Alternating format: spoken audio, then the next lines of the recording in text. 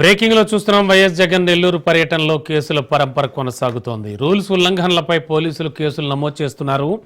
దర్గామెట్ పిఎస్లో YCP నేతలపై కేసులు నమోదయ్యాయి. ప్రభుత్వ ఆసుపత్రి గోడను కూల్చేశారంటూ మరో కేసు ఫైల్ చేశారు. జగన్ టూర్లో రూల్స్ అతిక్రమణలపై ఇప్పటివరకు 4 కేసులు నమోదయ్యాయి. ఇప్పటికే ప్రసన్న కుమార్పై 2 కేసులు ఫైల్ చేసిన పోలీసులు పర్మిషన్ లేకుండా బైక్ ర్యాలీ నిర్వహించారని మరో కేసు నమోదు చేశారు.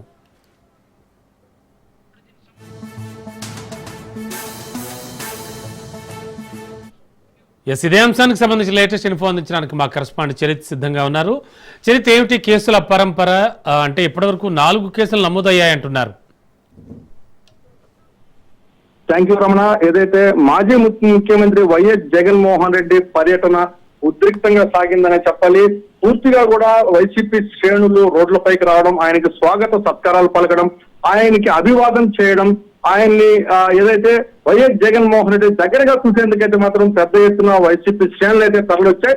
ఈ క్రమంలో కొన్ని ఏదైతే రూల్స్ ఉల్లంఘించారంటూ కూడా పోలీసులు పలు కేసులు నమోదు చేశారు. దర్గామిట్ట పిఎస్ లో వైసీపీ నేతలపై అయితే మాత్రం కేసులు నమోదయ్యాయి.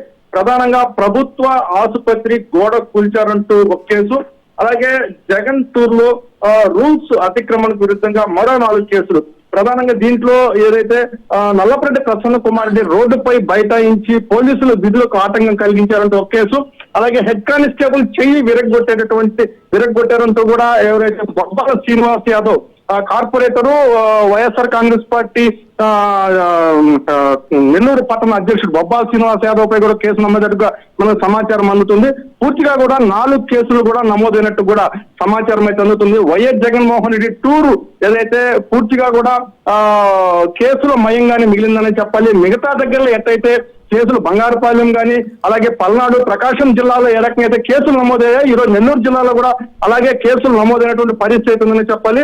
పూర్తిగా ఏదో శాంతి భద్రత విఘాతానికి సంబంధించిన కేసులు అయితే మాత్రం ఉన్నట్లుగా వీటిల్లో కీలకమైనటువంటి కేసు జగన్మోహన్ రెడ్డిని ఇంట్లోకి ఆహ్వానించేందుకు నల్లపరెడ్డి ప్రసన్న కుమార్ రెడ్డి ప్రభుత్వ ఆసుపత్రి ఏదైతే సర్వజన ఆసుపత్రి జిల్లా ఆసుపత్రి ఉందో ఆ ఆసుపత్రికి సంబంధించినటువంటి గోడను బ్రేక్ చేశారు అనేటువంటి మాత్రం కీలకమైనటువంటి కేసుగా కూడా దీన్ని పరిగణిస్తున్నారు రమణ.